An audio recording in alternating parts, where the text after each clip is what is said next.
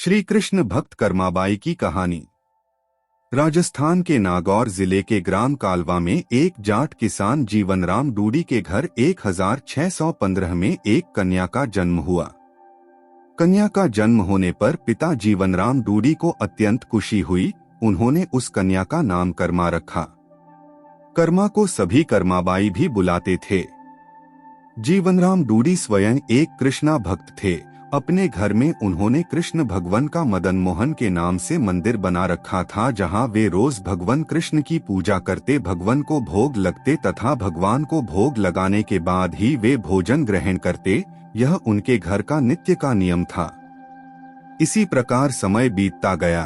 कर्माबाई रोज अपने पिता को कृष्णा भगवान की पूजा करते देखती, उनको भोग लगते देखती और भगवान को भोग लगाने के बाद ही वे भोजन ग्रहण करते। यही सब देखते सीखते कर्माबाई का बचपन बीत रहा था। कुछ वर्षों के बाद कर्माबाई के पिता कुछ दिनों के लिए तीर्थ यात्रा पर चले गए। तीर्थ यात्रा पर जाने से पहले पिता जीवनराम डूडी ने कर्माबाई को भगवान की पूजा विधि समझाई और कहा कि भगवान को भोग लगाकर ही भोजन ग्रहण करना और घर का ध्यान रखना। इस प्रकार भगवान की पूजा और घर की देखरेख का काम कर्माबाई को सौंपकर उनके पिता कुछ दिनों के लिए तीर्थ यात्रा चले गए। अब अगले दिन कर्माबाई ने सुबह जल्दी उठकर कृष्णा भगवान को भोग लगाने के लिए बाजरे का खिचड़ा बनाया। कर्माबाई ने खिचड़े को थाली में डाला, उसमें घी और गुड़ मिलाया और कृष्ण भगवान को भोग लगाने के लिए खिचड़े की थाली भगवान के सामने रख दी और उनसे कहा, हे भगवान, आपको जब भी भूख लगे तब आप खिचड़ा खा लेना, मैं तब तक घर का दूसरा काम कर लेती हूँ। यह कहकर वह अपने काम में लग गई। कुछ देर बाद उसने आकर देखा कि थाली तो वैसी की वैसी राखी है, भगवान ने तो भोग लगाया ही नहीं। उसने सोचा कोई बात नहीं, अभी भगवान को अभी भूख नहीं लगी होगी, कुछ देर बाद खा लेंगे। ऐसा सोचकर वह फिर अपने काम में लग गई और बीच में बार बार देखती रही कि भगवान ने भोग लगाया है कि नहीं, पर भगवान ने भोग नहीं लगाया। इस प्रकार दोपहर का समय हो गया। अब कर्माबाई को चिंता होने लगी कि भगवान ने भोग क्यों नहीं लगाया, क्या खिचड़ा अच्छा नहीं बनाया, उसमें घी और गुड़ की कमी रह गई। ऐसा सोचकर उसने खिचड़े में थोड़ा और घी और गुड़ मिलाया और थाली लेकर भगवान के सामने बैठ गई और भगवान को भोग लगाने के लिए विनती करने लगी, लेकिन भगवान ने फिर भी भोग नहीं लगाया। तब कर्माबाई ने भगवान से कहा कि भगवान, आप भोग लगा लीजिए। आपकी पूजा की और आपके भोग की जिम्मेदारी पिताजी मुझे देकर गए हैं। अगर आप पिताजी का इंतजार कर रहे हैं तो आपको भूखा ही रहना पड़ेगा, क्योंकि पिताजी तो तीर्थ यात्रा पर गए हैं और कुछ दिनों के बाद ही आएंगे। तब तक आपको मेरे ही हाथ से बना भोजन करना पड़ेगा। भगवान, मुझे शतरस व्यंजन बनाने नहीं आते हैं और ना ही मुझे विधि विधान से पूजा पाठ करना आता है। मुझे तो बस ये बाजरे का खिचड़ा और रूखी सूखी सब्जी रोटी बनानी आती है। आपको कुछ दिन इसी से गुजरा करना पड़ेगा। मैंने आपके खिचड़े में थोड़ा और ज्यादा घी और गुड़ भी डाल दिया है, अब तो भोग लगा लीजिए। इस प्रकार कर्मा बार बार भगवान से भोग लगाने को विनती करने लगी, लेकिन भगवान ने फिर भी भोग नहीं लगाया। तब कर्माबाई ने भगवान से कहा, भगवान, जब तक आप भोग नहीं लगाएंगे तब तक मैं भी नहीं खाऊंगी, आपके साथ साथ मैं भी भूखी रहूंगी। ऐसा कहकर वह भगवान से नाराज होकर बैठ गई। दोपहर बीत गई, शाम होने को आई, लेकिन भगवान की तरह कर्माबाई ने भी कुछ नहीं खाया। आखिरकार कर्मा की जिद देखकर भगवान की मूर्ति से आवाज आई, अरे कर्मा, तुमने पर्दा तो किया ही नहीं, मैं ऐसे कैसे भोग लगाऊंगा। यह सुनकर कर्माबाई ने अपनी ओढ़नी का पर्दा किया और उसी की छाया में भगवान श्री कृष्ण ने बाजरे के खिचड़े का भोग लगाया और पूरी थाली खली हो गई। कर्माबाई ने देखा और कहा, हे भगवान, इतनी सी बात थी तो पहले बता देते, सारे दिन खुद भी भूखे रहे और मुझे भी भूखा रखा। इसके बाद भगवान को भोग लगाकर कर्मा ने भी भोजन किया। इस प्रकार यह कर्माबाई का नित्य का नियम बन गया।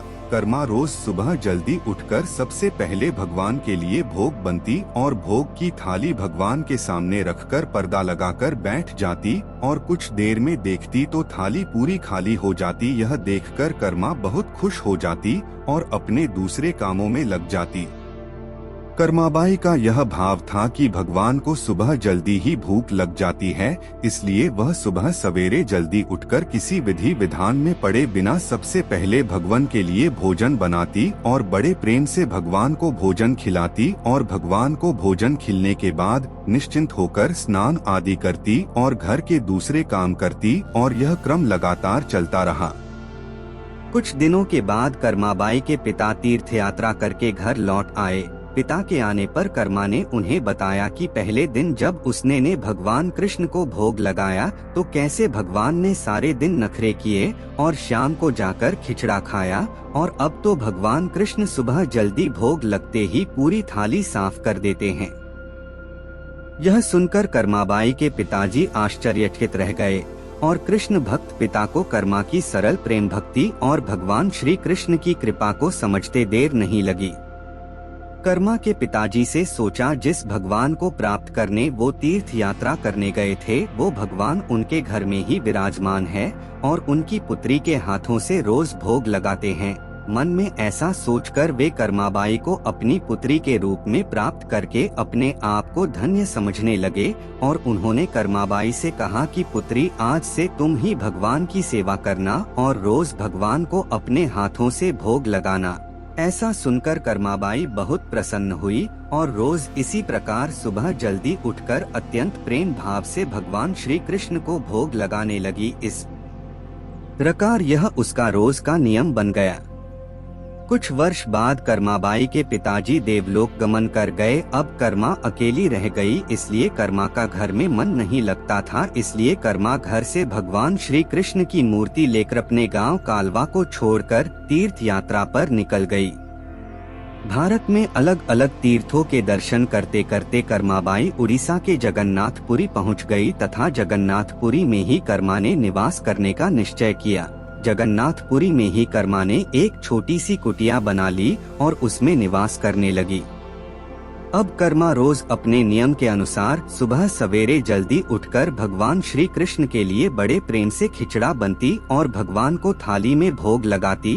कुछ देर में भगवान खिचड़ा खा लेते और थाली साफ हो जाती और इसके बाद कर्मा अपने स्नान ध्यान आदि नित्य कर्मों में लग जाती और इसी प्रकार यह क्रम निरंतर चलता रहा। एक दिन कर्माबाई के भगवान श्री कृष्ण को भोग लगाने के बाद एक छोटा सा बालक उनके पास आया और उनसे बोला, माँ कुछ खाने को है, बड़ी भूख लगी है। कर्माबाई ने कहा, हाँ बेटा मैंने अभी अभी खिचड़ा बनाया है, आजा बैठ जा तू भी खिचड़ा खा ले। यह कहकर कर्माबाई ने बड़े प्यार से बालक को खिचड़ा परोसा और बालक ने भी बड़े ही चाव से खिचड़ा खाया। उस बालक के रूप के स्वयं भगवान जगन्नाथ कर्माबाई के हाथ से बना खिचड़ा खाने साक्षात पधारे थे। बालक ने जल्दी से खिचड़ा खा लिया और उनसे कहा, माँ खिचड़ा बहुत अच्छा बना है, मैं कल भी खिचड़ा खाने आ जाऊं। कर्माबाई ने कहा, कल क्या बेटा, मैं तेरे लिए रोज खिचड़ा बनाकर रखूंगी, तू रोज खिचड़ा खाने आ जाया कर। बालक ने कहा, ठीक है माँ, मैं रोज खिचड़ा खाने आऊंगा। यह कहकर बालक चला गया।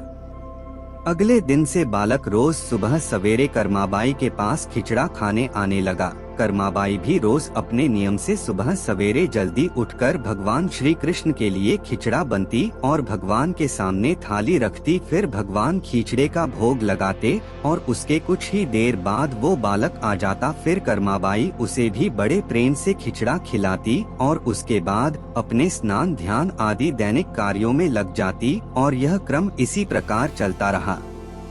एक दिन कर्माबाई की कुटिया के पास एक साधु आया। बातों ही बातों में उसे पता चला कि कर्माबाई बिना स्नान ध्यान किए, बिना चौका बर्तन किए भगवान श्री कृष्ण के लिए खिचड़ा बनती है और भोग लगाती है। उसने कर्माबाई से कहा, स्नान किए बिना भगवान की पूजा करने और भोग लगाने से पाप लगता है।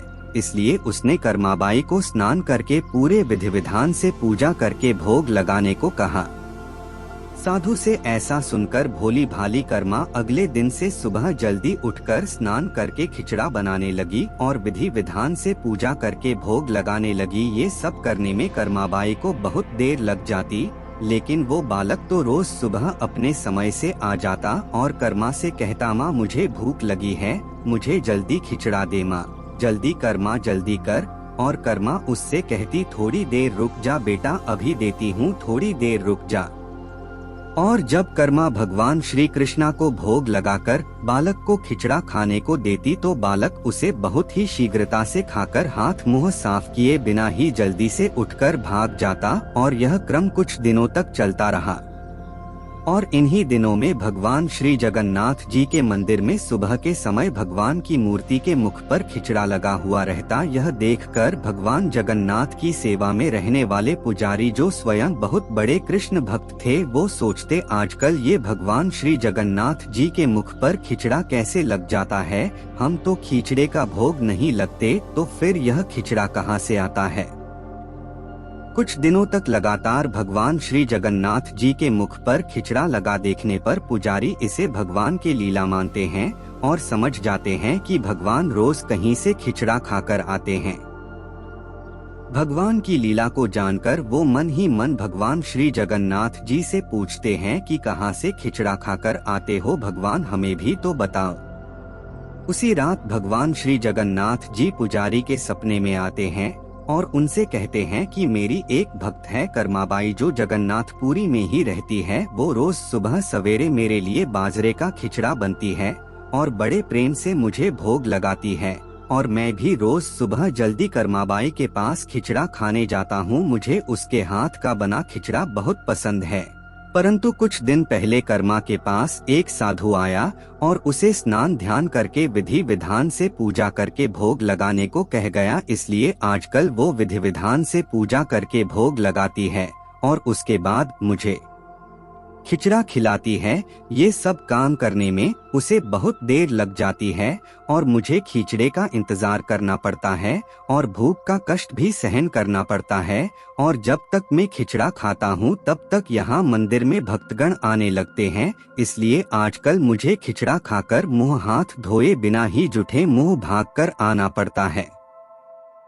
भगवान श्री जगन्नाथ जी से यह जानकर पुजारी ने अगले दिन उस साधु की खोज कराई और उस साधु को बुलाकर उसे सारी बात बताई। पुजारी से यह सब जानकर वह साधु घबराया हुआ कर्माबाई के पास पहुंचा और उनसे कहा कि आप पहले की तरह ही सुबह जल्दी ही भगवान को खिचड़े का भोग लगाया करें, आपके लिए किसी नियम या विधि विधान से पूजा करने की आवश्यकता नहीं है।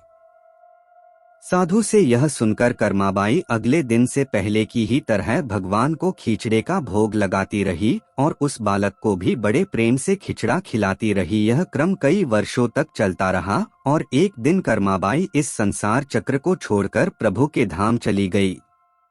उस दिन जगन्नाथपुरी के मंदिर में भगवान श्री जगन्नाथ जी के श्री विग्रह के नयनों से अश्रु निकल रहे थे। यह देखकर मंदिर के सभी पुजारी और जगन्नाथपुरी के राजा भी मंदिर में उपस्थित हो गए और प्रभु से विनती करने लगे कि हे प्रभु, क्या हमसे कोई भूल या अपराध हुआ है जिसके कारण जगत के पालनहार की आंखों से आंसू निकल रहे हैं। उसी दिन रात में पुजारी और जगन्नाथपुरी के राजा के स्वप्न में भगवान श्री जगन्नाथ जी ने कहा कि आज मां कर्माबाई इस लोक से विदा हो गई और मुझ में विलीन हो गई, परंतु अब मुझे रोज सुबह सवेरे बाजरे का खिचड़ा कौन खिलाएगा। अगले दिन जगन्नाथपुरी के राजा ने मंदिर के सभी पुजारियों और संतों से राय ली और यह आदेश जारी किया कि आज से भगवान श्री जगन्नाथ जी को सुबह सवेरे सबसे पहले मां कर्माबाई के नाम से खिचड़े का भोग लगाया जाएगा, जिससे भगवान को मां कर्माबाई की कमी कभी महसूस न हो। इसलिए आज भी भगवान श्री जगन्नाथ जी के मंदिर में श्री जगन्नाथ जी के विग्रह को 56 भोग से पहले बाल रूप में खिचड़े का भोग लगाया जाता है और इसे बाल भोग कहा जाता है। सैकड़ों साल बाद भी यह प्रथा आज भी वैसी की वैसी चली आ रही है।